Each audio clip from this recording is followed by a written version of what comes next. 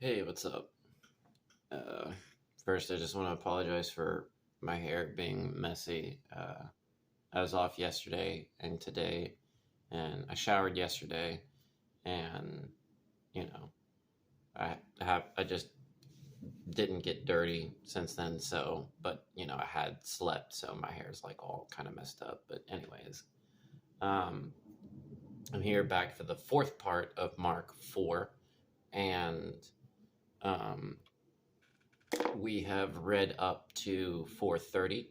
So there are 41 verses altogether, and we've already read 30. So I'm going to try and get all of the 11 last verses. So I'm going to try and not digress too much and talk about other things. Um, but if I do, I'm going to try and save it for the end. So we're just going to try and, talk about the last 11 verses. But first, I want to do a quick breath. It's part of another sequence that I'm doing off camera, but nevertheless, it's, still useful for anybody who follows along. So, um, um, yeah, so we're just going to do a quick command, and that is dielectric discharge. Or, sorry, I guess you can say the command out loud or in your mind. Just make sure to say it as a standalone statement and don't string it along with any other thing that you're thinking or saying.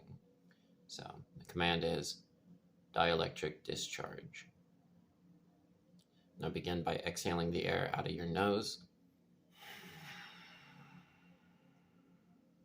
breathing into your nose,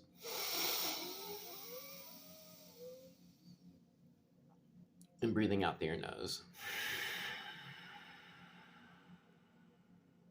Remember deep, full breaths, breathing into your nose, breathing out through your mouth, breathing into your mouth, breathe out through your mouth, breathe into your mouth, breathe out through your nose, nose, nose.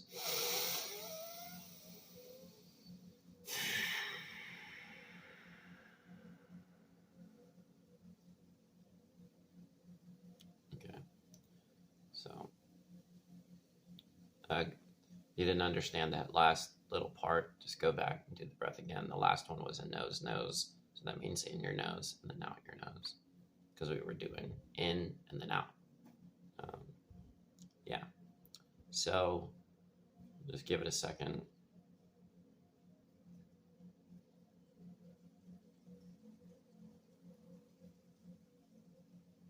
All right. So where we left off last time, we'll just read the verse that we left off. Mark 4:30. And he said, whereunto shall we liken the kingdom of God? Or with what comparison shall we compare it? Okay, this is a very important verse because this is Jesus asking his disciples, um, what comparison or parable can we use in order to liken the kingdom of God, right? Because again, Jesus is utilizing all of these parables, right, in order to illustrate the nature of the kingdom of God, right, which is our experience living as human beings in this reality, right, in this reality of both heaven and earth united as one, right? This present moment, this experience that we're having, right? Because again, all of these parables and all of these comparisons, all of these um, descriptions are used to help us to understand being alive, right? It's helping us to understand our path, our life, right? Because again, everything in the Bible is parabolic, right? Everything about Jesus is a parable for our experience, okay? So, this is Jesus asking his disciples, like, how can we, or how can I help you to understand these things, and how can we help others to understand these things, right?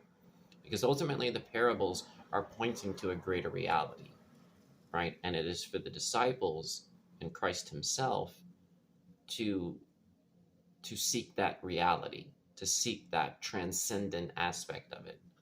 But to those who are without, all these things are done in parables. So the people who only see the parables, you know, um, and the illustrations that are being given, and they don't see the greater reality, right? Those who are without, right? They're not necessarily in the center, right? They're existing in the temporal, spinning world that is world, right? WHORLED. But anyways, so that's where we left off, Mark 4:30. So we're going to go into Mark 4:31. He says, "It is like a grain of mustard seed, which, when it is sown in the earth, is less than all the seeds that be in the earth." Okay? So, it is like a grain of mustard seed. Okay? A grain, right? So the grain, you know, the seed, right? It goes back to the fruit, the corn, the bread, etc. It is a form of nourishment that we are consuming, right? Which, when it is planted in our heart, right? When our heart is not hardened and it is good ground, right? And the seed gets in, right? It is giving us the divine word of God, which will then grow, right?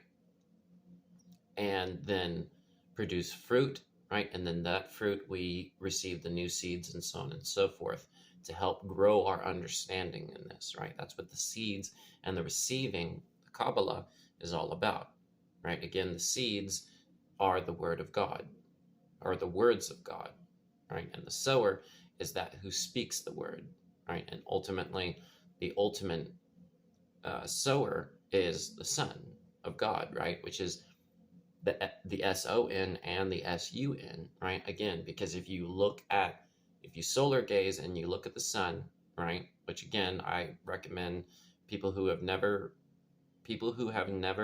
solar gazed to just start watching the sunrise and the sunset. Don't look at it at, when it's higher up in the sky, because your eyes may not be attuned to it. But you'll see the little smaller circles that are coming off of it, right? And those are what I call light pixels. They are that which make up our reality, right? They look like little targets or little monads, right? Circles within circles. And even whenever you're just looking at light that's, even artificial light, you can see these things. What they are they making up our reality. Again, because it is not only the Word of God, which conjures up and creates, maintains reality, right? It is also the light. Again, because God spoke creation into existence, but the first thing that he spoke was the creation of light. And therefore, they've always been synonymous with each other. Hence why Hebrew is considered a language of light. Okay? And it's just like in Ephesians 5:13, if I'm not mistaken, it says, "For all things that are reproved are made manifest by the light, for whatsoever doth make manifest is light." Okay? He says it is like a grain of mustard seed. And again, we're still just going over breaking down of the words that are being spoken here. So a grain. You look at the word grain, right?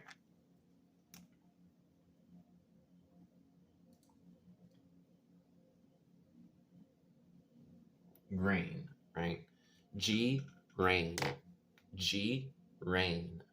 Okay, so the rain, the symbolism of the rain, right, is not only the water which falls from heaven, right, which then gets soaked back up to heaven, right? It's this cyclical process of the waters of creation, right?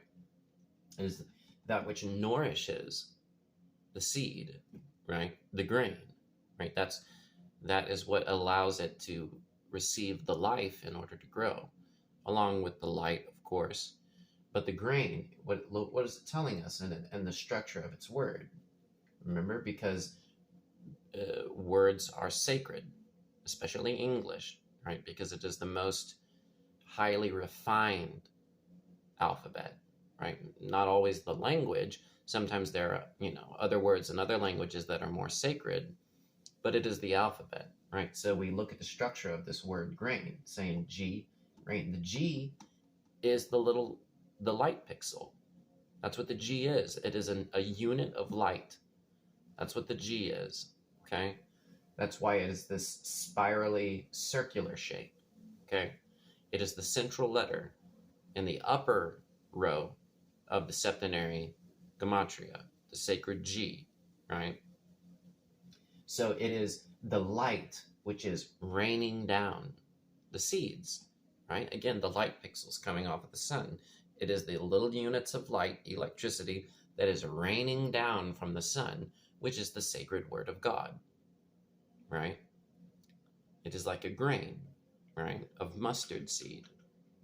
The word mustard comes from the Latin mustum, which means must, right? It means must, right? It's connected to the word muster, right? So, right, muster, well, must, right, is that which absolutely will happen, right? But when we relate it to our own experience, it's things that we feel like we should do, things that we must do.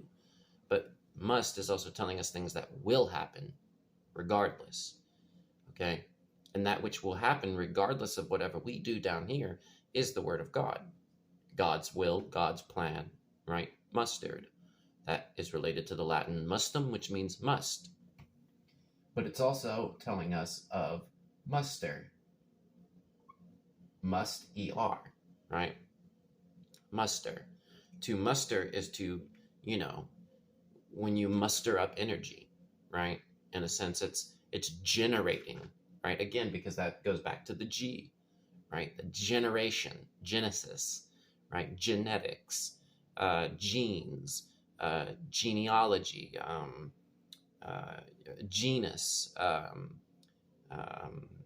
progeny, right? Genitals, right? It's creation, right? So when you muster, right, you're generating up, again, because the sun is the great generator of light, okay? So again, mustard. That's why that little seed is called mustard, because it's telling us about that sacred seed, right? He says it is the least of all seeds, right? Here it says, when it is sown in the earth is less than all the seeds that be in the earth, right? It is less, right? Again, when we go back to Genesis, right? They talk about the greater light and the lesser light.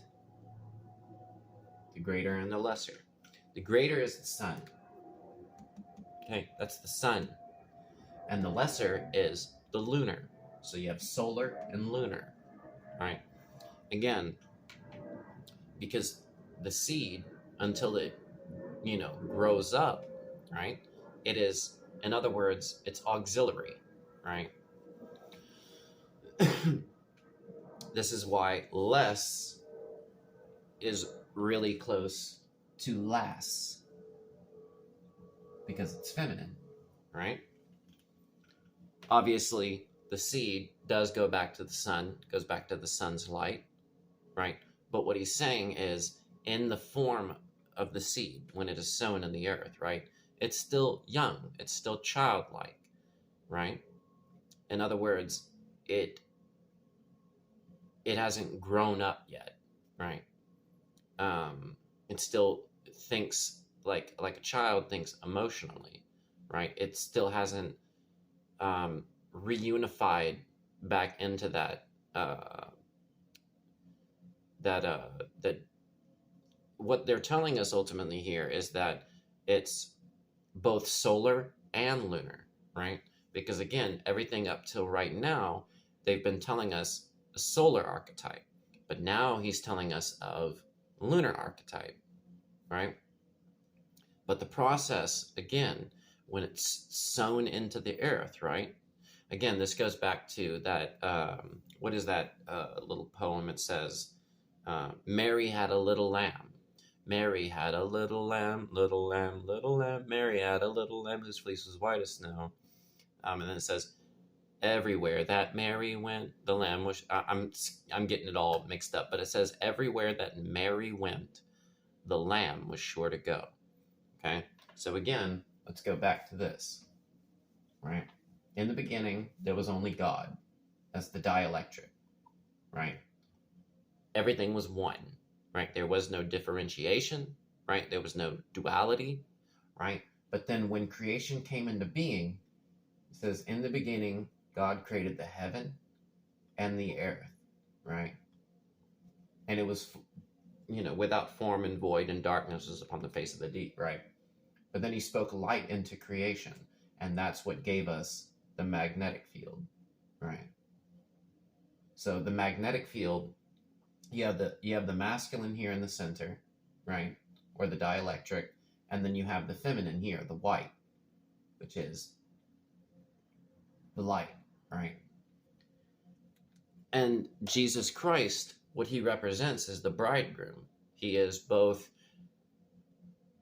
an archetype which represents the alchemical marriage. He represents both the masculine in the center of the magnetic field, the dielectric, and the magnetic. Mary Magdalene is the magnetic field. So everywhere that this magnetic field expands to, the lamb is sure to go. In other words, what Jesus represents is electricity, which is the union of both. So Jesus Christ comes from the Father, or he comes from the center. He expands throughout all of creation. He dies, discharges in the magnetic field, and then returns to the Father, and he's reborn. And that's the whole process of electricity, is this pulse, right? Coming out of the center, expanding throughout the field, discharging in the field, going back up and charging into the dielectric, and then discharging again. And it's this process, this pulse, this flux, which Jesus Christ represents. He is the union of both masculine and feminine, and why Mary Magdalene is the feminine counterpart to him. Okay?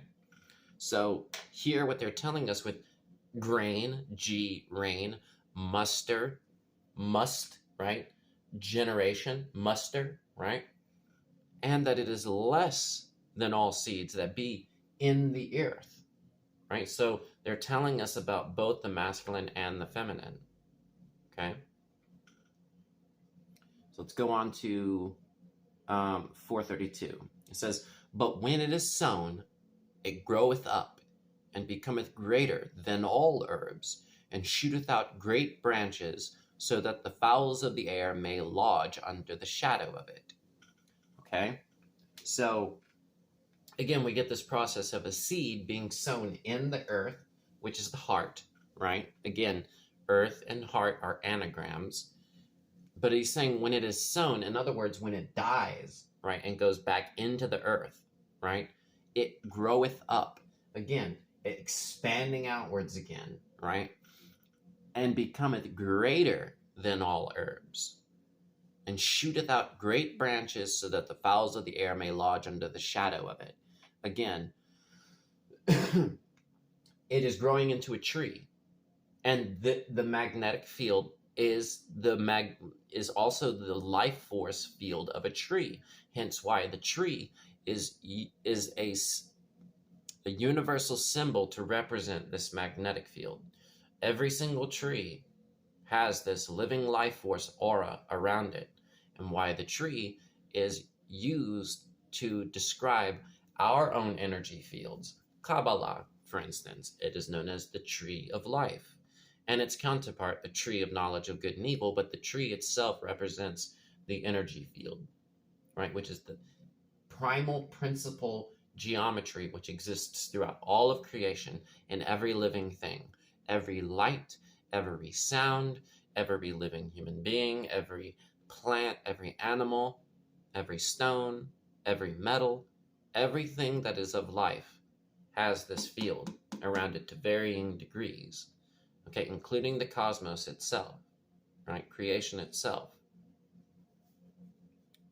So again, we're getting this, but when it is sown, right? Again, it goes into the earth, the heart, the center. It groweth up. In other words, when it dies, because the symbol of the seed getting buried into the dirt is a symbolism of death, right? The seed is being buried, right, into the earth, right? Is dying, going down into the center, the heart, right? Returning to the dielectric, which is the realm of heaven, right? When it is sown, it groweth up. Again, when it dies, then it's reborn, right? And becometh greater. There's the solar symbol again, greater, right?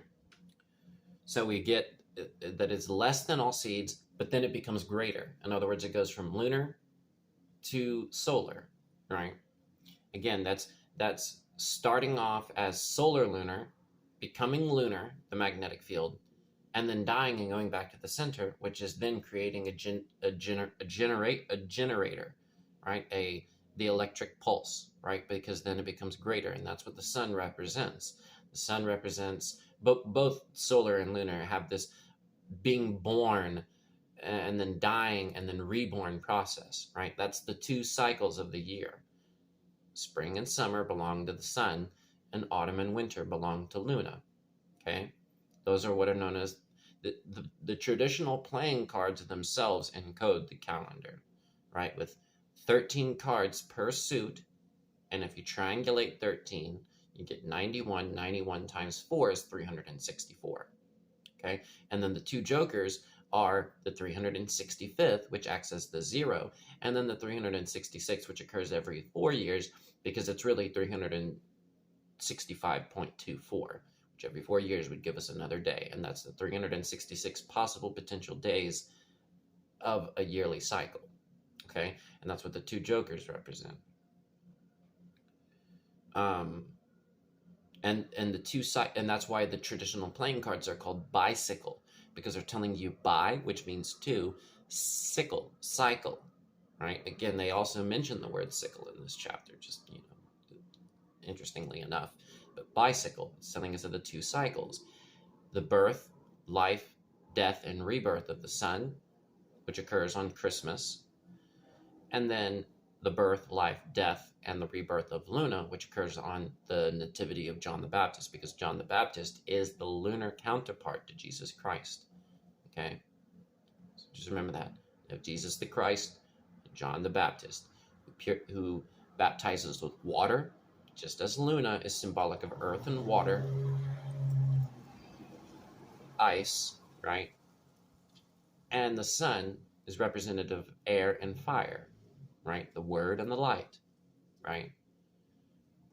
And that's where you get your four elements of your alchemical process, right? As well as of the zodiac and so on and so forth, right? The red, white, blue, yellow, the rubedo, albedo, negredo, and secenitas. This goes back to the American flag, but I'm not going to get into that. But again, it shooteth out great branches.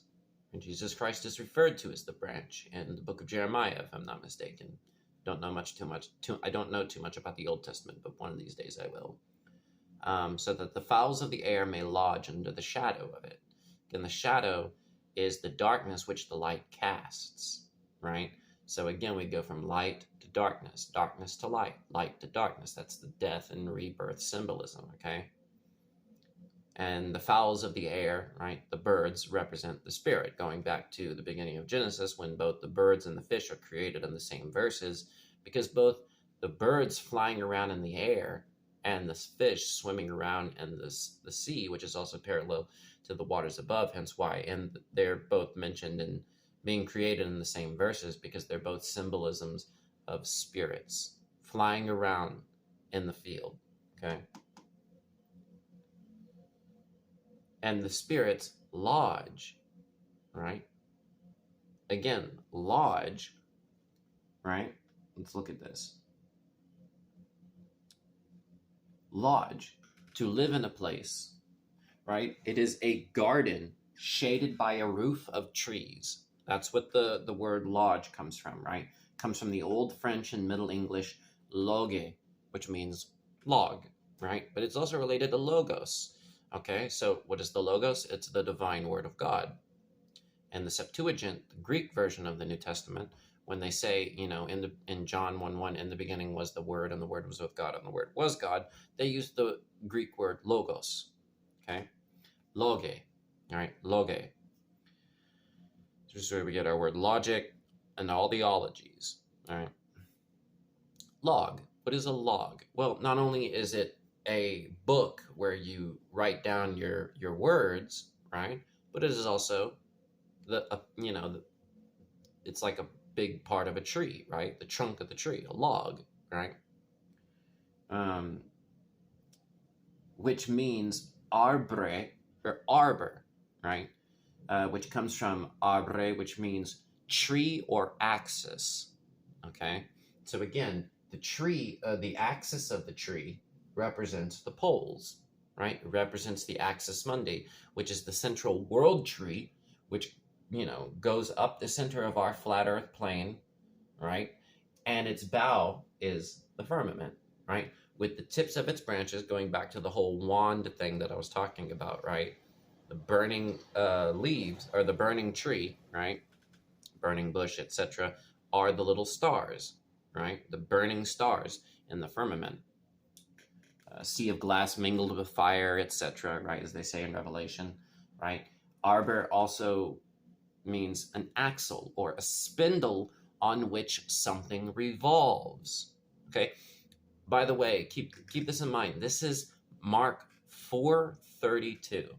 Okay, we're gonna look at a little bit of math, but we'll go more into it heavily when we start the math part. Mark 4:32. This is giving us the number 432, which this relates to the cycles of time multiple different ways, but it is a decimated fractal of 4,320, which is the combined amount of the degrees of two cubes, going back to Kabbalah.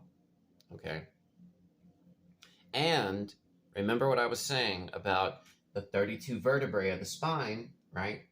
And then once you get to the top vertebrae, which is the 32nd, then you have the 33rd section, which is the skull chamber. So all of this is relating to your spine, right? And your spine is paralleled with the world tree. Again, hence why lodge goes back to loge, goes back to arbre, arbor, which means tree, axis. That goes back to axle and spindle upon which something revolves, because the world tree and the firmament are spinning around, right? It's the axis mundi, right?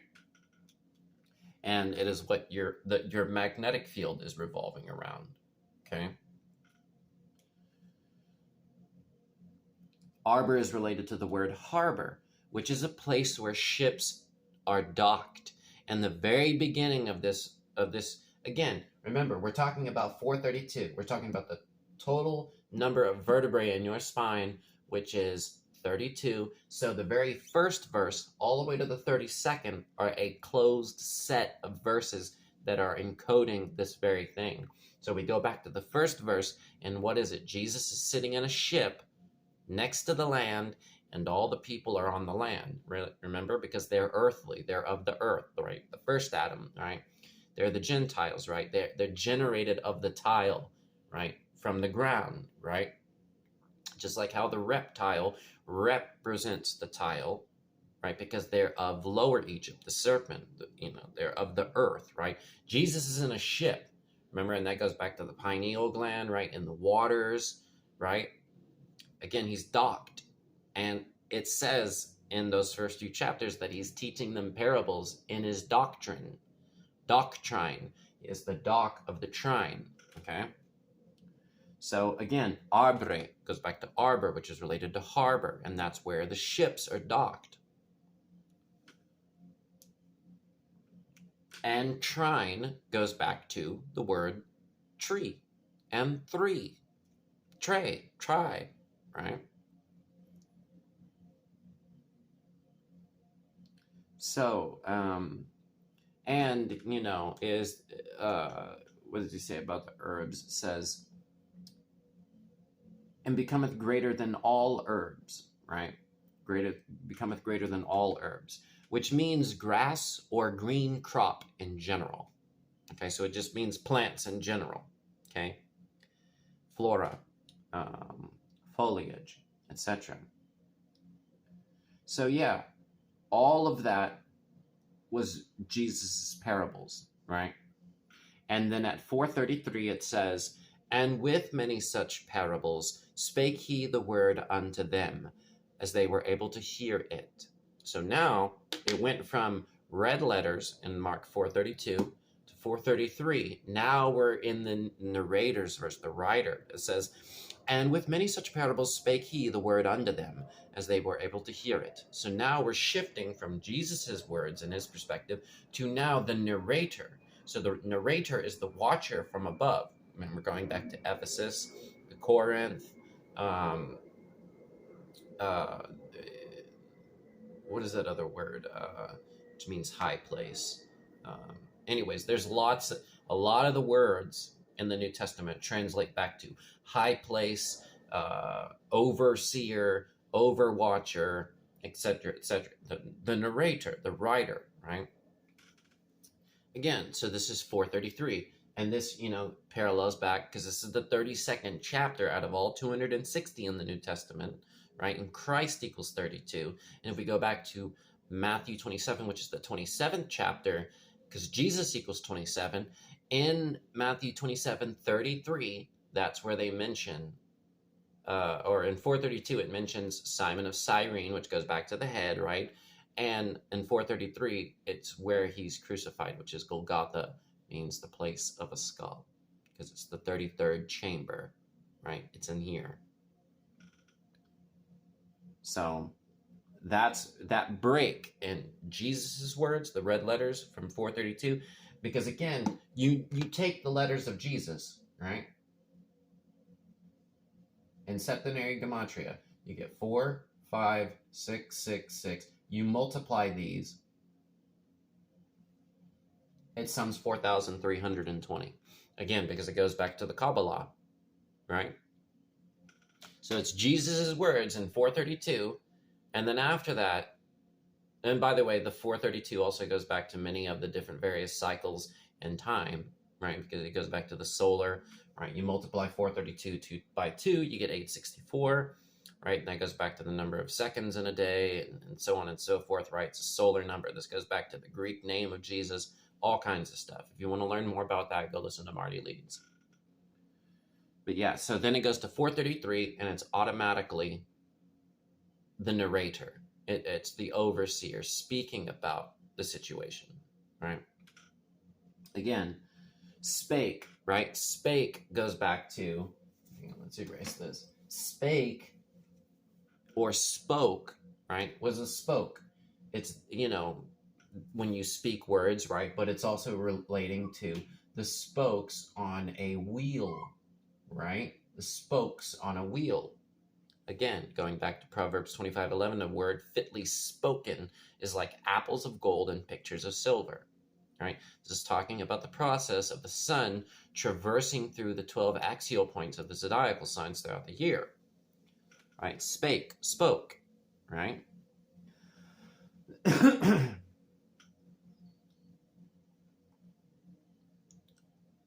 And they italicize a word in this verse as well, right? As they were able to hear it. They're italicizing, italicizing, right? Able to hear it. I-T. The T, again, represents the tree. It's the cross, right? The cross of matter, tau, right? That's your axis mundi of your spine. That's you, right? This is your body, or it's your body, sorry. And then the I, right, is that consciousness point. Again, the straight line represents the axis mundi, and this dot up here, okay, on top, you can't see it, but the dot on top of the little dot on top of the I is talking about that skull chamber, your consciousness, hence the I, the great I, right? I am that I am. Okay, they were able to hear it. The soul in the tree, the soul of the tree, the soul in the cross, which is your body, the cross of matter, tau, etc. Right? That's why they're italicizing the word it. They're trying to get you to understand these things. Okay?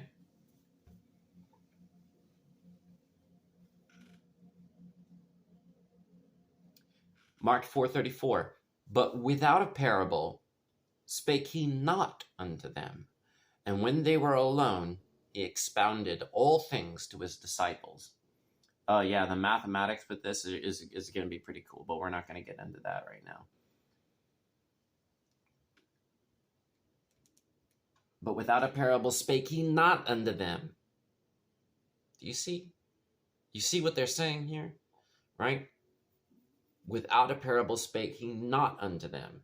Meaning that everything that Jesus says to his disciples, and if you've been paying attention, everything that is said in the Bible is parabolic of a higher process. It's talking about a universal principle to all of life. The stories that are encoded in the Bible and the New Testament are talking about all of creation at all times and all places and all experiences, every single human being. Jesus represents every single human being. Without a parable spake he not unto them. He never spoke not in parables. There's never a thing in the Bible that is not parabolic. And even whenever they get detailed about things that are of the metaphysical sciences, even that is pointing to something more transcendent, if you can fathom that. Right? Again, expound, right? Expound, right? Libra in Latin means pound. Okay? Libra, again, because we were going from the harvest, right? Hang on, let me figure out where that was. Yeah, the harvest is come, right? The fruit is brought forth and the harvest is come. That's going from Virgo to Libra. Again, because this is talking about the two cycles. Remember when they were talking about the greater and the words greater and lesser and all that? Again, those are talking about the two cycles, right? Libra is the beginning of the second half of the year, right? The second part of the cycle. You go from Aries to Virgo, that's one cycle. Libra to Pisces is the second cycle. Libra in Latin means pound, right? Expound. Ex means outward, right? Libra is also related to Libros, which means book, right? Hang on. Pretty sure Libros. Let me see. Let me double check.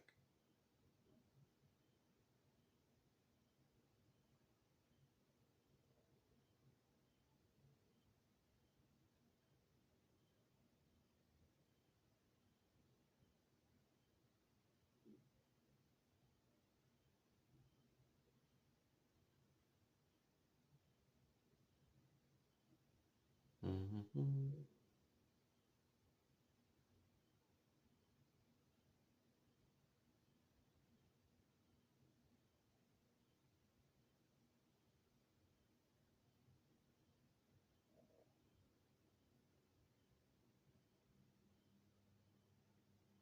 Well, it means lots of things, but yeah, book is one of the main, right? One of the main meanings. So again, book, goes back to word, right? Again, there's many meanings of the word pound, for instance, but X, when they say any word that has X at the beginning, it means something coming from the center going outwards, right? Again, neither was anything kept secret, but that it should come abroad. Okay? The word stemming out from the center and expanding through everywhere that Mary went, the lamb was sure to go. And who was the lamb? The ram, the high ram. That's you, Jesus Christ. Okay? Expound. And the X is the symbol for the cross as well. Going back to the Chi Rho. Okay? It's also representative of the earth, right? X marks the spot, right? The four cardinal directions, right? Which is the heart. Again, going back to the cross. Expound, taking that which is in the center and going outwards. That word, that book, that sacred book of life, right? God speaking you into existence from the center of you. You are grown from the inside out. And these are the last things to be formed of your human body, your fingers and your toes, if I'm not mistaken. I'm pretty certain, though. Because you grow from the inside out. Single cell organism starts off as one cell, and then it multiplies into two, and then goes into four, and then eight, etc. Right? Starts from the one and goes outwards, just like all of creation. Right? Science calls this the Big Bang, but it's really God's mind creating existence from his thought and his word. Okay? Again, I'm not going to try and go into too much detail about all of these things. But yeah. Mark 4:35. And the same day when the even was come, he saith unto them, let us pass over unto the other side. Okay? And the same day when the even was come, he saith unto them, let us pass over unto the other side. Okay? The same day when the even was come.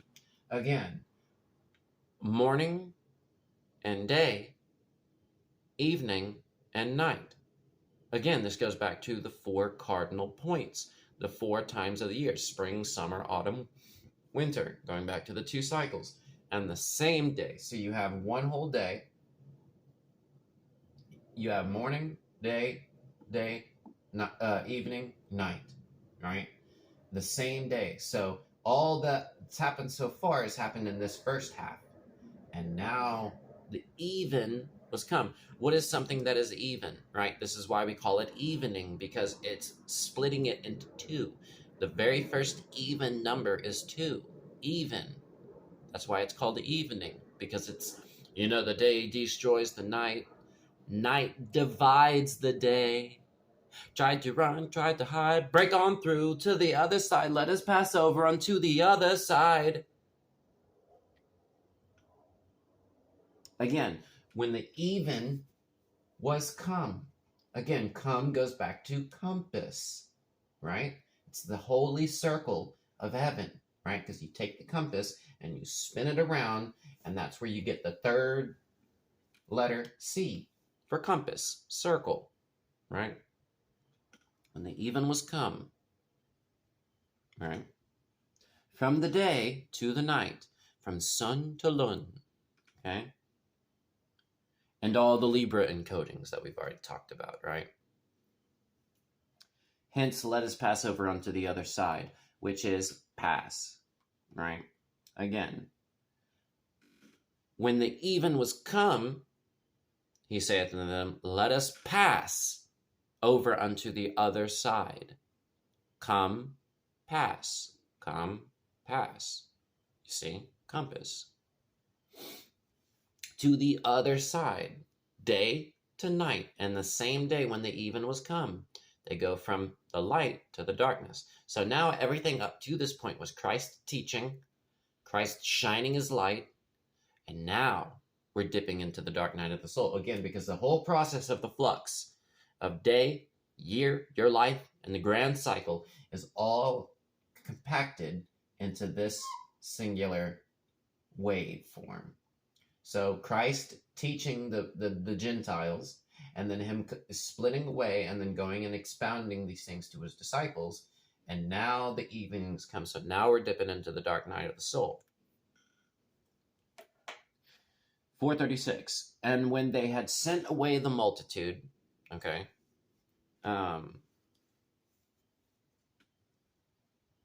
Okay, so I guess, yeah, the multitude was still hanging around, which is cool. They recognize Christ for who he is, right? Because there was the light part. So they, this is when everything is good. This is the upswing, He expounds things, he takes his disciples to the side when they were alone, and he expounded all things to them, but the multitude was still there. But when the night came, they sent away the multitude. Okay, so now everything is splitting apart, right? In the beginning, everything comes back to the one, and now the multitude is being sent away. Okay? Again, this is the going into the center aspect and then expanding outwards. Again, this process, right? They took him even as he was in the ship. They took him even. Again, when you hear the word even, they're also telling you Eve in.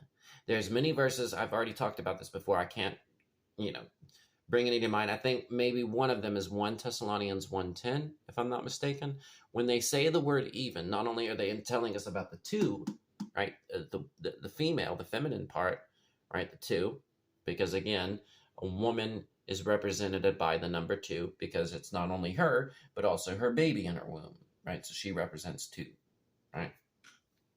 The womb man.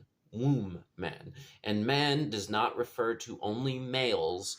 It represents humans, right? Because man goes back to 1, right? And there's only one, male, female. That's just the different variations of the one, okay? Because in God, there is no male or woman. There's both. And he's represented by both, right? There's many, many verses to corroborate this point. I'm not going to get into it. But I'll probably tackle these kinds of things later on because I feel like in the coming years, this is going to become an issue on this channel. But anyways, not going to judge. I'm getting a feeling. All right. They took him even as he was in the ship. Again, what is the ship? It's the vessel, right? Took him even as he was in the ship because Jesus is the bridegroom. He is both masculine and feminine, right? As he was in the ship.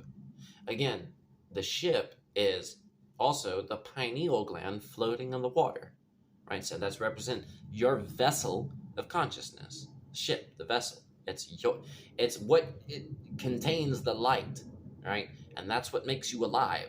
That's what allows you to be able to even watch this video, or to be conscious, or to be alive, okay? And in that, there is no duality, right? And there were also with him other little ships. Again, this is telling us of Jesus is in the ship, and there are other little ships. Again, other souls, right? Yes, we're all seemingly different, separate people, but we all contain the same light, okay? This is talking about the unity within multiplicity, right? And there were also with him other little ships, right? Even as he was in the ship, right? Other little ships. The multiple individual vessels of us, right? Because vessel, right, is an anagram for selves, right? That are with Christ, but we are smaller versions, right? Smaller versions of the sun, the light pixels, which are the seeds of the sun, right? This is 436. Again, I don't want to go too much into the math, but just in case I forget it later on, this is 436. Not only is 4 a multiple of 36, 36 goes back to the square of the sun. This is a highly solar number. It is a decimated fractal of 360, right? Completion, right? And that goes back to the monad, which is the one in us all, right? This goes back to the circle, square. Jesus squares the circle. That is a representation of our experience. Okay? All of these, this goes back to the magic square of the sun, right? That's why they're telling us other little ships, because they're all little vessels of light. Other little vessels of light. Those are the pixels, the little monads that are coming off of the sun, the seeds, right? The same. It's all the same geometry, right? It's the dielectric and the magnetic electricity, which is the same universal field model for all of life. Hence why Christ is the fullness which filleth all in all. We all have Christ within us, and he is our true identity. And when we recognize that, we become one with him. And we are no longer identifying as this ego mechanism thing that we've built in our heads. Okay, we now become one with Christ. 436, right? Monad. Monad means one, right? Little, lit, told, lit all, lit all. Again, when God said, let there be light, when you notice the word let, it goes back to lit. Because again, all vowels are interchangeable, especially E and I, because mathematically they go back to the same value in septenary, 5, right? Lit, let. Because when a fire is lit, it sparks into existence. Lit all. The little, again, goes back to the multiplicity, right? The other little ships. Lit all. Because the same light, the all spark, as I was talking about transformers and Kabbalah and all that, lit all. It's the same light within us all. Do you see? Break down the words to their syllables and you will find these things. I absolutely promise you. 113% faith. Okay. 314% faith. I don't know. Pay attention. We'll keep going.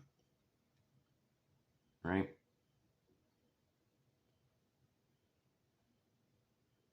(437).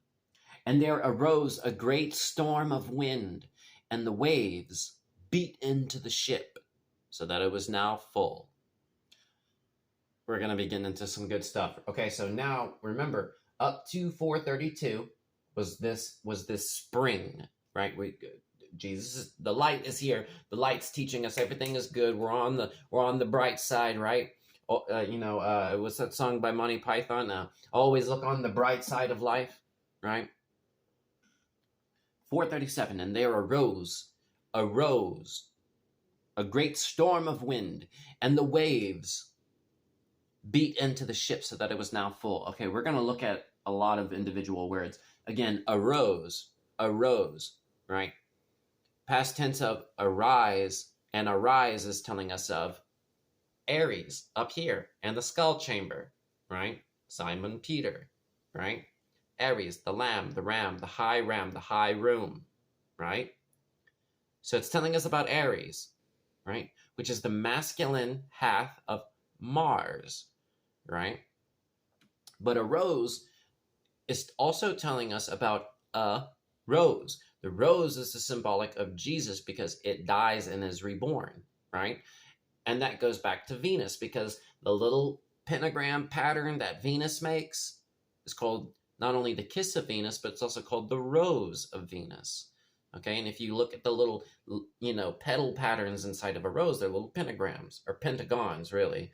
But pentagon, pentagram, same thing, because, one is inside the other, inside the other, inside the other, right? So it's referencing both Mars and Venus with that singular word. And there arose a great storm of wind.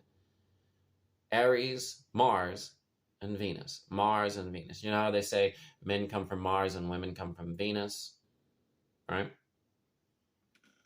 Venus is the morning and evening star. Again, the morning and the evening star represents this process. The morning star is when when Venus is rising and then the sun follows her, right? And then disappears when the sun rises. And then the evening star is after the sun sets, Venus is following, right? This is the morning and the evening star process, okay? This is why Lucifer, right, son of the morning, right, means Venus. Lucifer is Latin for Venus. And Satan goes back to Saturn. And Venus and Saturn are not the same thing, so please do not get that confused. Lucifer is only mentioned once in the Bible, canonically with the KJV. But Satan is mentioned multiple times. They're two separate things, so don't get those confused, okay? Lucifer is talking about Venus, specifically the evening star aspect, the falling star, right?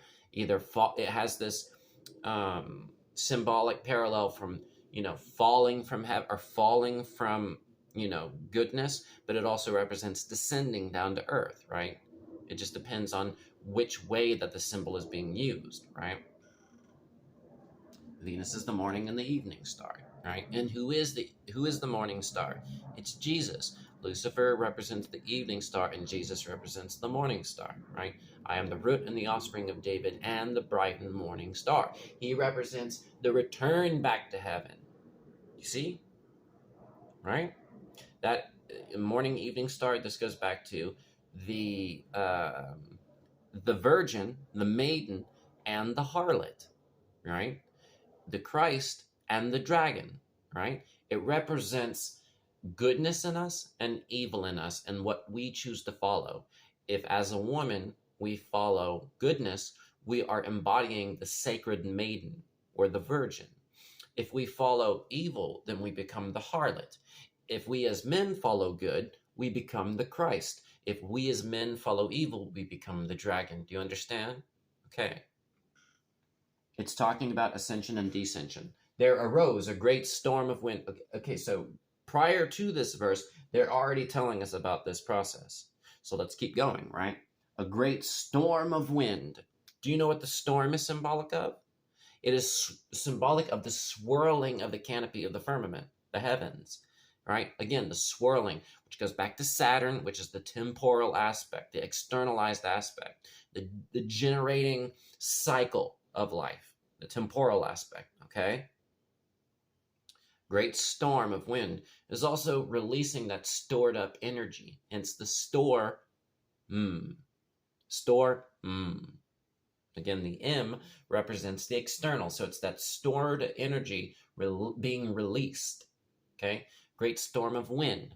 There's a lot of things that go back to the Maya Tzolk'in and stuff like that, with the connection between the 19th seal.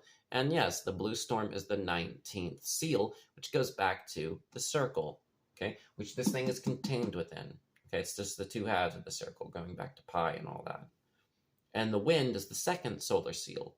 So it's this connection between the numbers 19 and 2, which are in occult powers of each other, but we're not going to get into the vigesimal system and the Tzolk'in or anything. Just know that the connection between the storm and the wind is very key. But what is the wind referring to?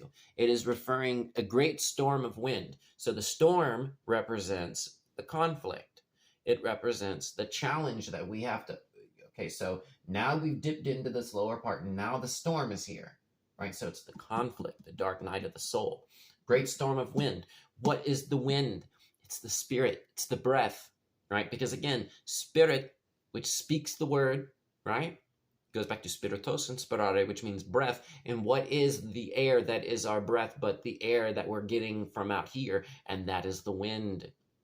This is why in A Song of Ice and Fire, it's a medieval phrase that says words are wind, right? The wind is the spirit, right? It's the ether, right? It's the medium which the seeds travel through, right?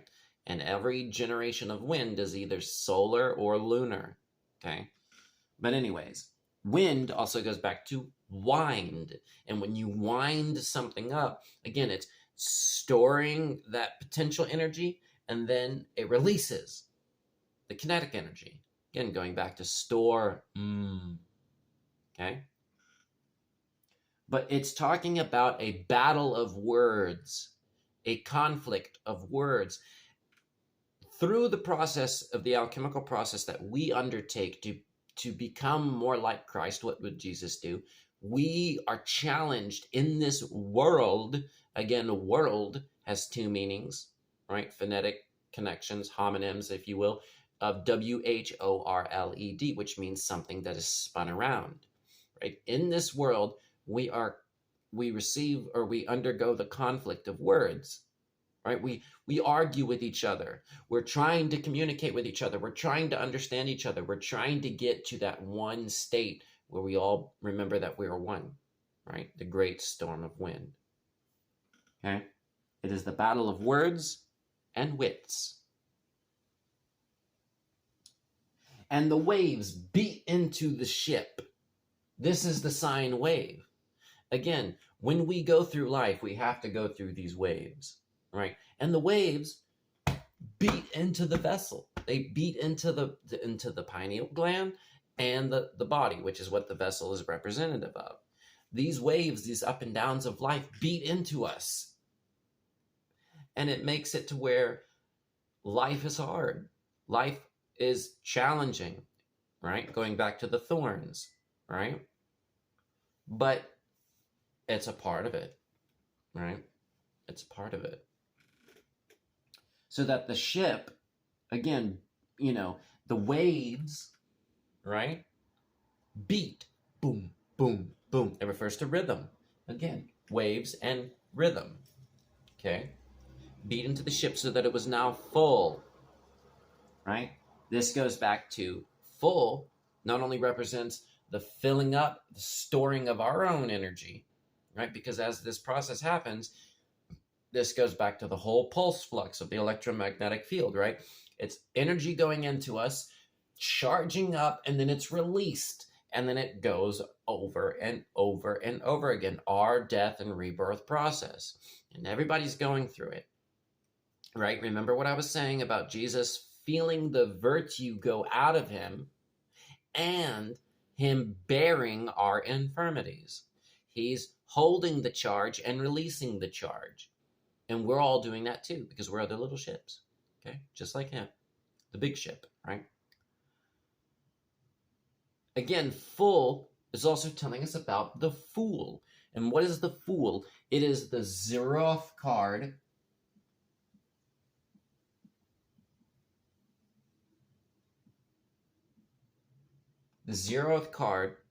of the tarot. It's talking about going all the way around and starting back at the beginning. In other words, the beginning of the sequence, because as the energy charges up and it's released, then it's now empty. It goes back to the new moon, right? It's talking about when we're full of that energy, we become like fools, right? And we don't necessarily know what we're doing at that point. And we lash out and we get angry and we get upset and we do stuff. But the more that you follow the word of God in those states of chaotic storm energy within us, we end up doing the right thing. And that's what this whole process is about. That when we act a fool, we're acting on behalf of God as a fool. Do you understand? The foolishness of preaching, as Paul puts it. At least I'm pretty sure it's Paul. It's been a minute since I've read the epistles and stuff. But, right, the foolishness of preaching. It's like we're always going to have this process where we get back to the beginning, right, the new moon, and we're going to feel empty or full, and we're not going to know what to do, right? And we just sort of react. That's just how life as a human is, right? But when you get to that point and you just unconsciously react to life's experiences, you want to do the best possible you want the best possible outcome of your actions, correct? So that's what following Christ is all about. And, being a Christian or a follower of Christ, you know what that's like when you follow Christ to the utmost end. And then when things all fall apart, you're like scared that it's all going to go wrong, but then it all goes good and you have that grace, right? And you're like, how did I do that? Because that's the power of God, right? Transmutes the energy. The storm is the 19th seal. And when it gets to the 20th of the vigesimal system, right, the 20 fingers and toes that we have, 19 with the rule of Kalel, right, are parallel to each other, you start back to the beginning again, right? It's the sequence. And when you get to that yellow sun, 20th solar seal, it's the release of that energy. You no longer have to hold on to it. And you're free. Power of the sun. Right. 438. And he was in the hinder part of the ship, asleep on a pillow. And they awake him and say unto him, Master, carest thou not that we perish? He was in the hinder part of the ship. The hinder part of the ship, which means the back or the lower part of the ship. The low half of the sine wave. He's in this part, the hinder part of the ship, right? Jesus is asleep. What does this mean? This is when the sun rises. This is springtime. This is when the sun is at high noon, right? So you have dawn and noon, right? This is summer. And then when it gets down here into autumn, it's the sun beginning to die and go into the autumn, right? And then this is winter when the sun dies and is reborn. Okay? So this represents evening and nighttime when the sun goes away and you can't see it anymore and it's all dark outside, right? It's nighttime.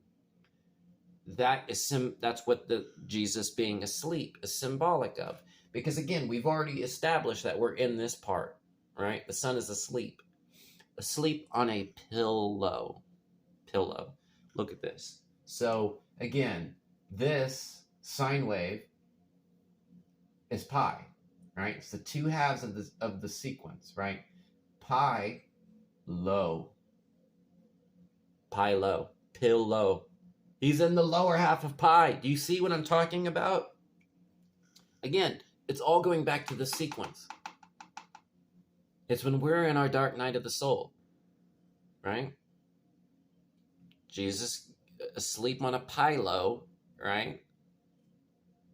There arose a great storm of wind. You know, we already established that. We dipped into Libra, right?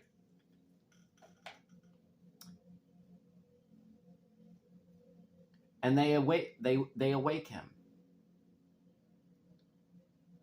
And they awake him and say unto him, Master. Again, what is the mast? It is the central pole of the ship. What is the central pole?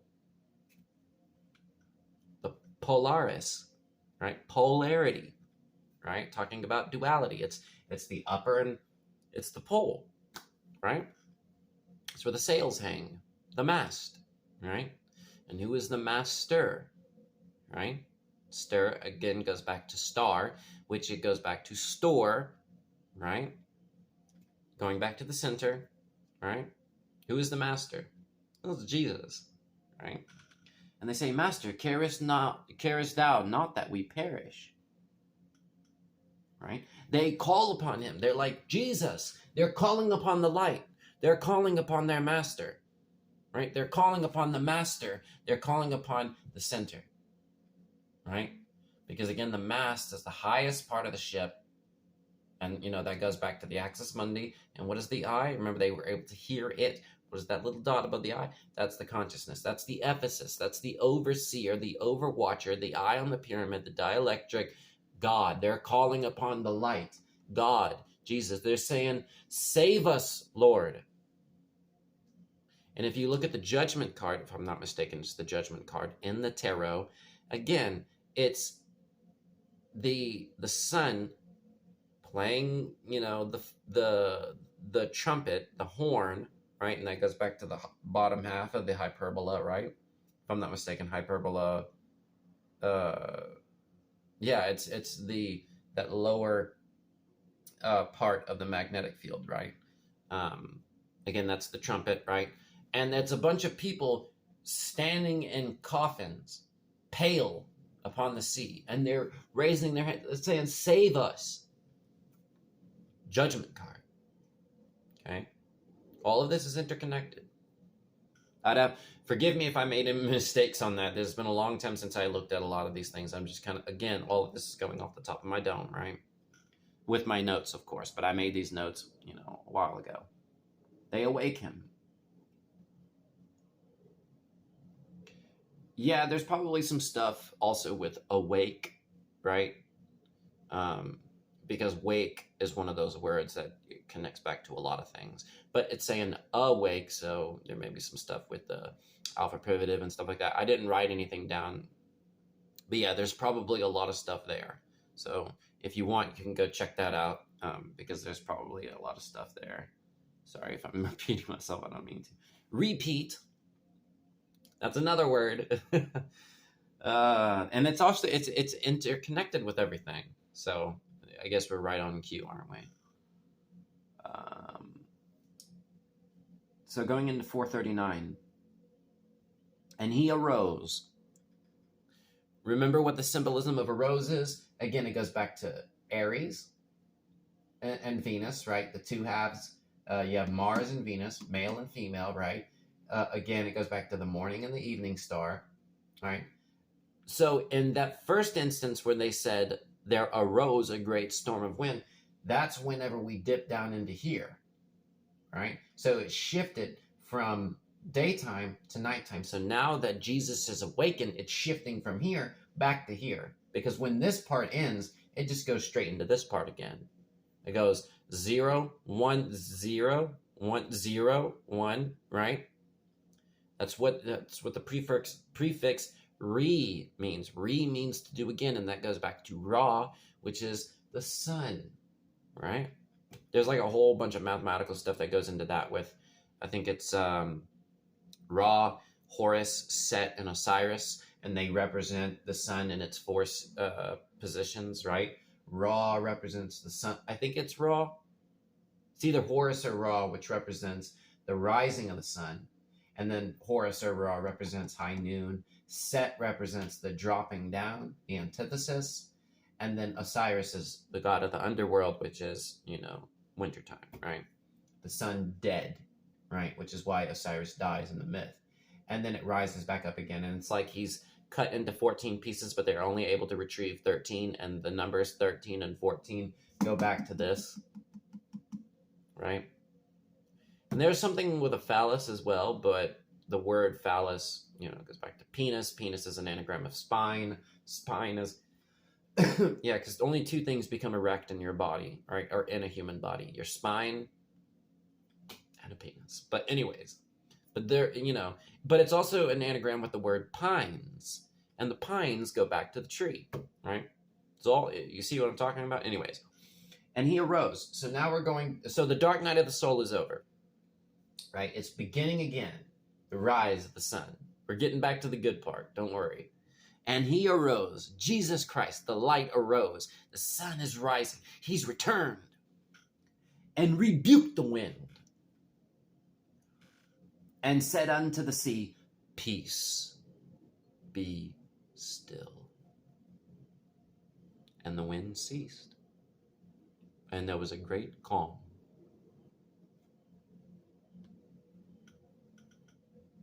He arose again, right? Going back to the morning star. Arising returns, the arrival of Christ. The light, right? He rebukes the winds.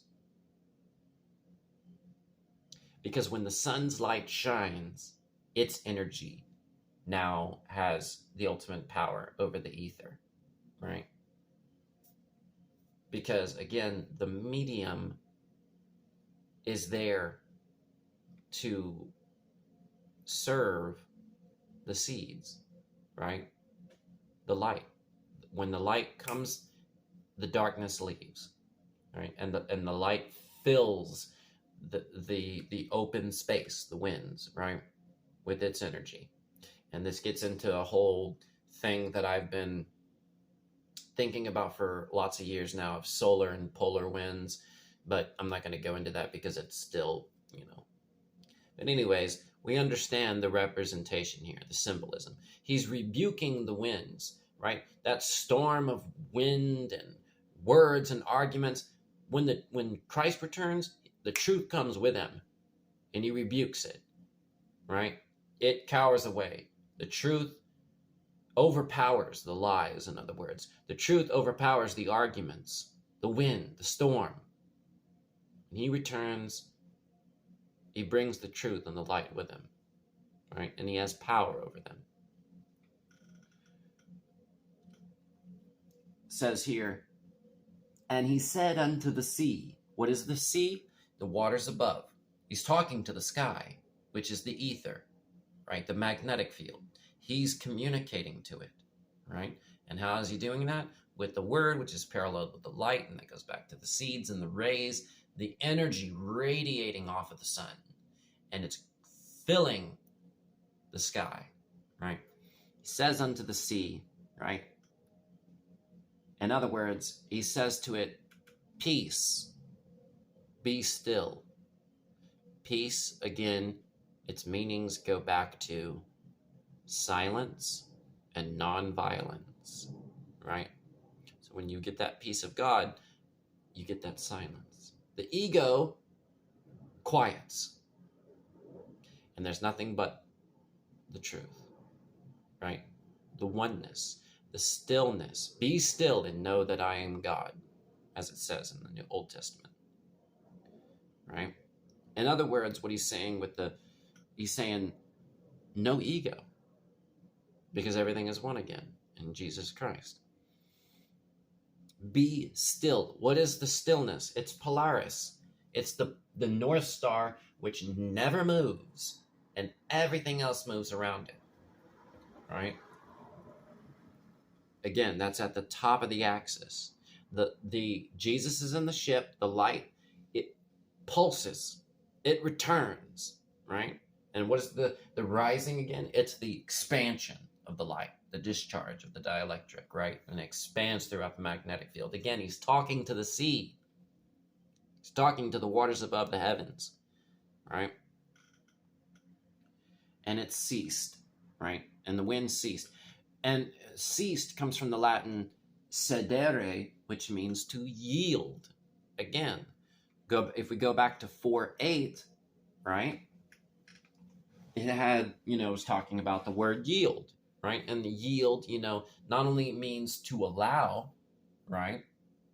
So the wind is moving out of its way. It's allowing that, again, because when the sun comes, it commands everything else, and everything else follows it. Everything follows the light, right? But it's also, yield also talks about the production of fruit. Ceased comes from the Latin cedere, which means to yield. And there was a great calm, the end of the storm or the wind, right? So again, calm. It goes from the 19th seal to the storm. Then you get to the 20th solar seal, which is the last of the 20, which is our rule of Kalel, our 0, which restarts the cycle all over again. We've returned. There was a great calm. Again, calm is related to come. You hear calm, come, right? It's talking about the circle, coming full circle, calm, come, right? Because again, when you get to the 0, it resets everything, right? And the 0 is that North Star, the dielectric, right here in the center where everything is one, right? The word calm comes from the Greek calma and the Latin calma, right? It's nearly the same word, except for the Greek is K and the Latin is C, right? The word calm comes from the Greek calma and the Latin calma, which means the heat of the day, the heat of the sun. The word calm literally goes back to the light of day and the heat of the sun.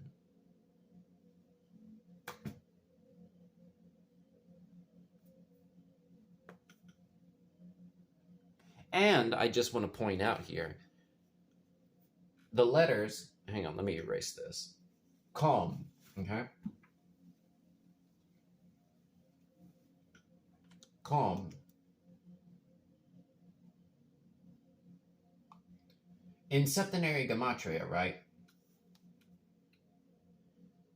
The letter C equals 3. And so does the letter P. So mathematically, calm is the same value as palm. This goes back to alms. It goes back to Paul, right? Which goes back to Father, among many other things. But check this out. This is one thing that I've been working on for quite some time. Again, calm goes back to the heat of the day, light of the sun, the heat of the sun, the light of day, etc. And it's mathematically the same as palm. The palm. You know what Jesus is? And I've talked about this before. Jesus in sign language is this. We take our center finger, right? Because you have 5 fingers. This is the center one. And we point to the center of our hands. This is the 12 sephira of the Kabbalah. You have the 10, right? And your hands are Kabbalistic, by the way. I've been wanting to talk about this. But you have your left hand, which is lunar, and your right hand, which is solar, okay? Then you have Mercury. If I could be getting this wrong, but either way, it's some arrangement of these 5 wandering stars that we can see from the Earth. We have Mercury, Venus, Mars, Jupiter, and Saturn. For Mercury, we have on the masculine hand we have Gemini. On the feminine hand we have Virgo. For Venus we have Libra on the masculine side and Taurus for feminine. We have on the masculine hand for Mars we have Aries, and on the feminine hand we have Scorpio. On the masculine hand for Jupiter we have Sagittarius, and on the feminine hand we have Pisces, right? And then for Saturn, right, we have masculine hand we have Aquarius, and on the feminine hand we have Capricorn. And if this is the lunar hand and the solar hand, then that means this whole hand represents Cancer and this whole hand represents Leo. So there's your 12 zodiacal signs on the hands of Kabbalah, right? The Kabbalah hands, right? And it's the palms, which represent the 6th, which is the 0, the dielectric, the palm, right? This goes back to the dielectric, which is the father, because it's farther away, right? It's the pataphysical, right? That which is always invisible. Pata, goes back to pater, father. Again, the calm, the light of the sun, right? The heat of the sun goes back to mathematically the same as palm. This goes back to Paul, which is a representation of the father. The palm of your hands, which is the L-A-M-P, the lamp.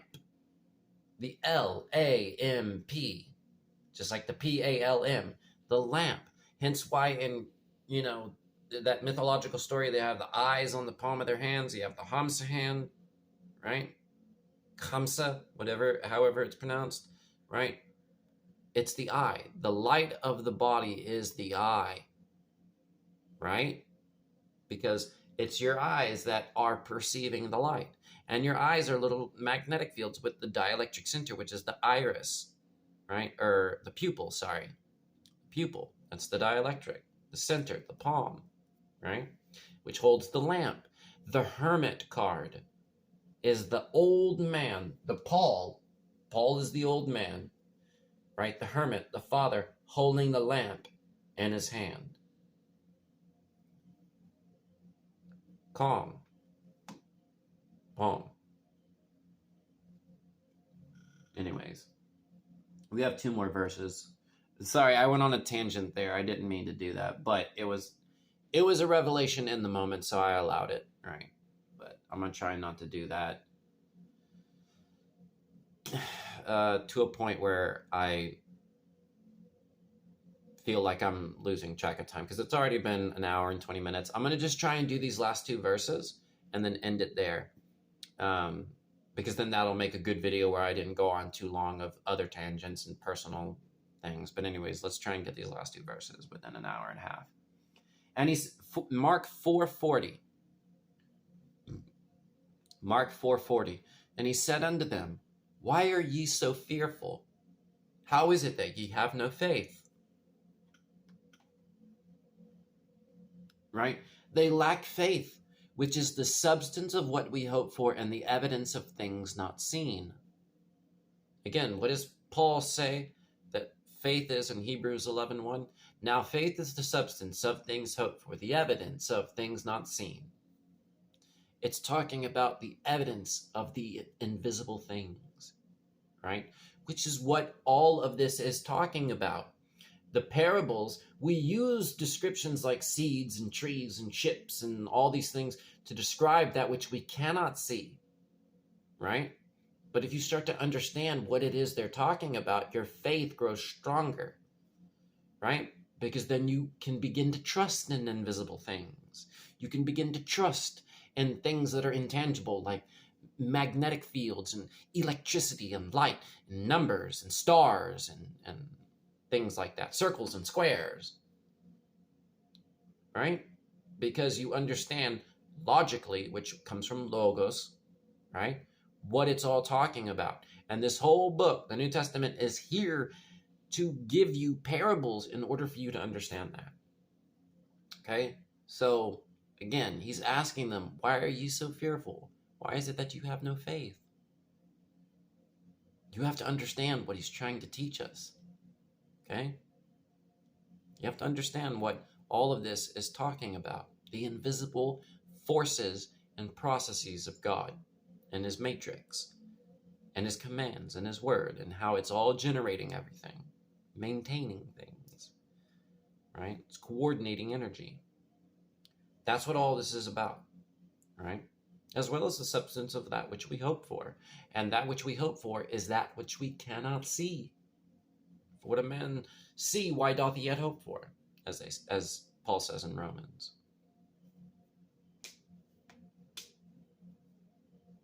So this is 440. 441.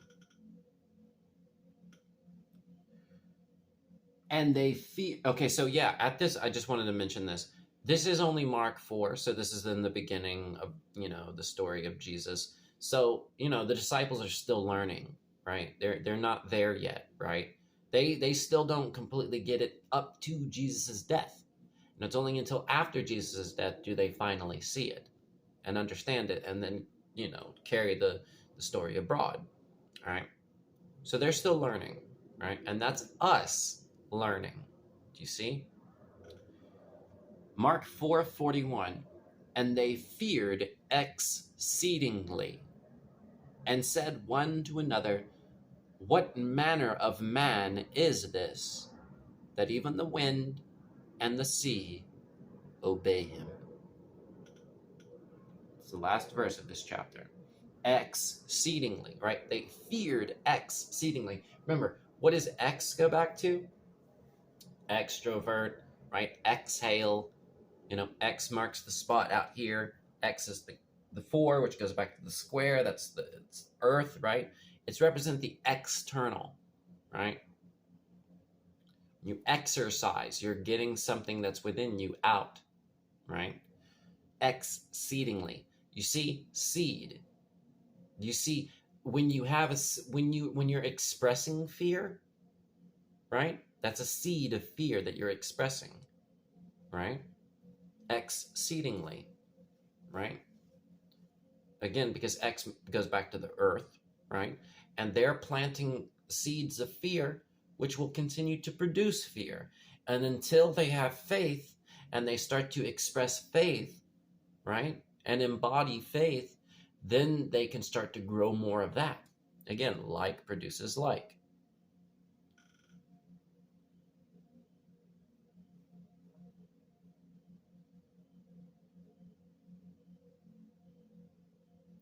And they said one to another, right? They said one to another. Again, who are the 12 who are the 12 disciples? They're the 12 zodiacal signs. They're the 12 sephira, right? So it's talking about one part of the field communicating with another part, okay? Because all 12 of the zodiacal signs and the 12 sephira are communicating to each other, right? And they're saying, what manner of man is this? Right? See, that's where they failed. That's why they have no faith, because they're thinking of it. They're thinking of Christ in terms of a man, when that's not really what we should think of it as. The light of Christ, I mean, the word and the light and the truth and the power of Christ. We're not supposed to think of him as a man, right? Just like it says in 2 Corinthians 5:16, if I'm not mistaken. It says, though we have known Christ by the flesh, now we know him, henceforth know we him no more. In other words, we're not supposed to think of Christ the man. We're supposed to think of Christ the light, Christ the word. Do you see? Manner and man, they're related. What manner of man is this? Again, man, and goes back to one, right? So they're saying, what one is this? You see? Manner comes from the Latin manus, which means hand, right? Hand, singular, right? But they're saying, what manner of man, right? Man also goes back to hand, right? Manner, man, right? What manner of man is this? Manus. They're mentioning it twice. 2 hands. Do you see what they're doing here? Right? Because again, it's going back, the two hands go back to the lunar light, the lesser light, and the solar light, the greater light.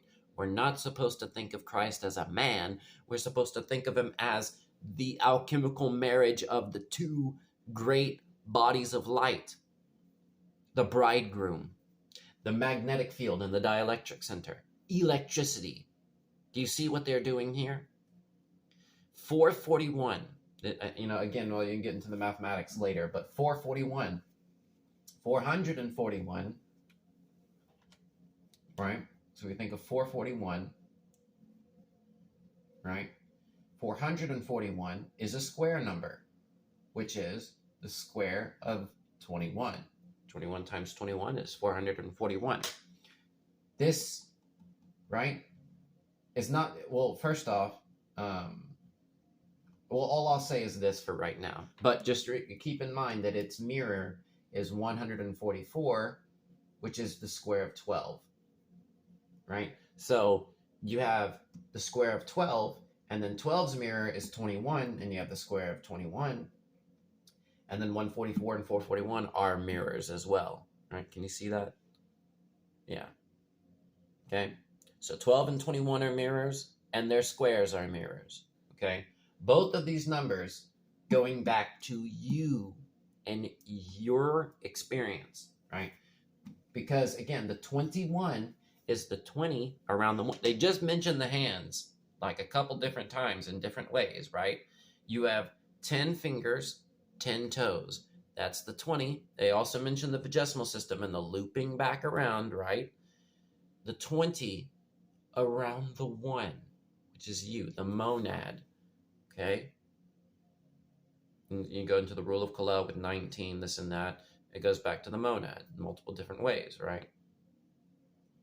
441, that's your 20 fingers and toes, your external field all around your center, right?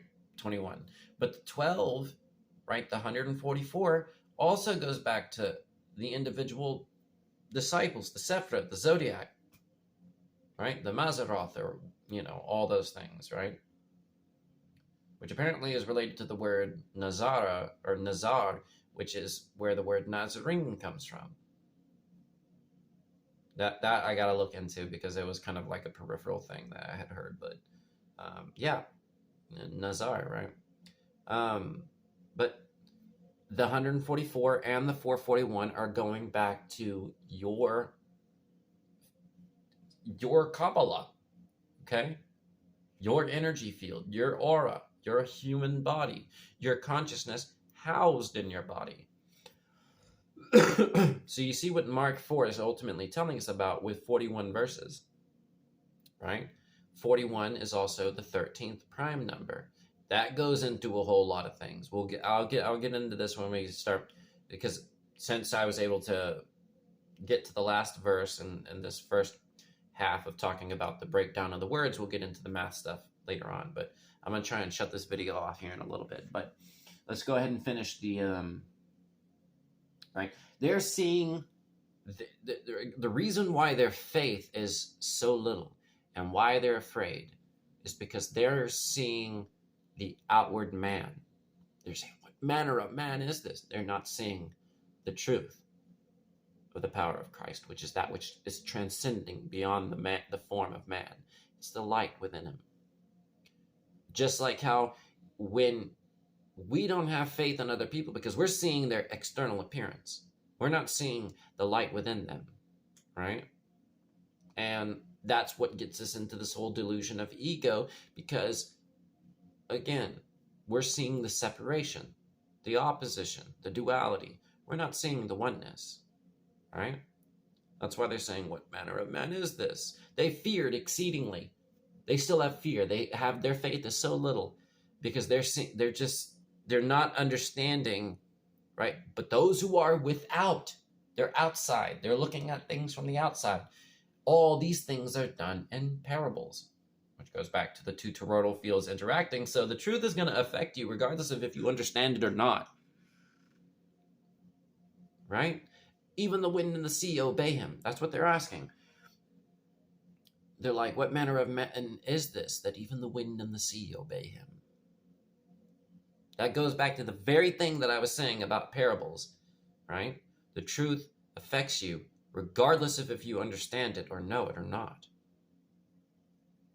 So don't you want to be aware of what the truth is? Or at least work towards understanding what it means? I'm not going to say that if you decide to, like, yeah, I'll know the truth, that you're going to get it. But if you strive towards it and work towards it, God does reward you. Okay?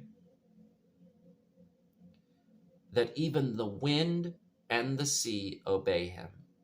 The spirit and the field, the ether, the magnetic field, everything out here, which is what the magnetic field is symbolic of, and all the spirits in it, obey the light and the word.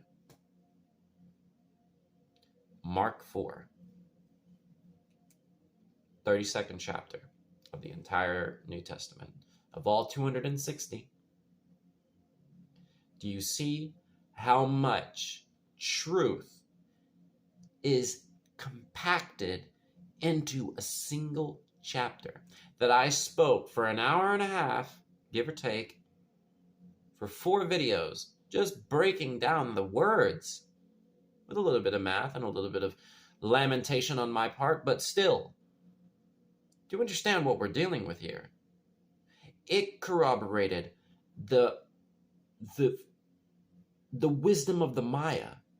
It corroborated the wisdom of the Norse, the wisdom of the Egyptians. That's crazy. How? How is it possible that this book exists to this capacity? The book is a matrix of universal truth that is so infinite we will never, all of us combined, ever understand it all. Just like the very last verse of the 4 Gospels. What does it say? The very last verse of the 4 Gospels. Well, I'll read the last 2. John 21, 24, and 25. What does it say? The very last 2 verses of the entire 4 Gospels. What does it say? It says, "This is the disciple which testifieth of these things, and wrote these things, and we know that his testimony is true." 21, 25. "And there are also many other things which Jesus did, the which, if they should be written, every one, I suppose that even the world itself could not contain the books that should be written." Amen. Think about that. Think about that for just a second.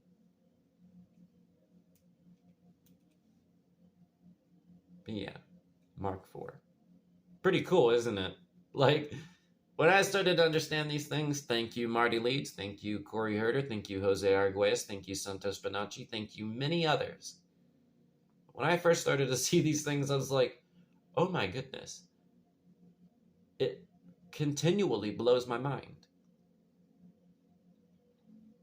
Makes life a little bit more interesting, both good and bad, but nevertheless, I feel like I can finally start to feel the very voice and life essence of my Creator inside me, and in life, and in other people.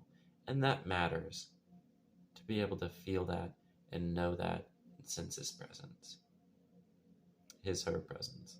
If you can understand what I'm telling you. Yeah. That's Mark 4. The etymological, symbolic, phonetic, parallel, just breaking down the words in the language. That's Mark 4. But I will be coming back for a 5th part where I start to get into the math. And I don't know how many videos it's going to take to get through all of that. I haven't reviewed it in a couple weeks now, so I don't know what has been deciphered or whatnot. But anyways, we'll get into it when we come back. But anyways, y'all have a nice night. Or we'll do one more breath before I go. We'll do the same thing as before. Command is dielectric discharge. Now begin by exhaling the air out of your nose. Breathe in through your nose. Breathe out through your nose. Breathe in through your nose. Breathe out through your mouth. Breathe in through your mouth. Breathe out through your mouth. Breathe in through your mouth. Breathe out through your nose.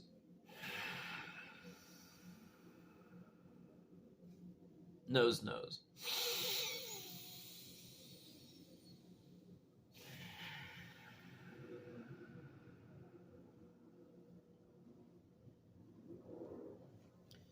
May the love of Lord Jesus Christ and Lady Mary Magdalene be with you all.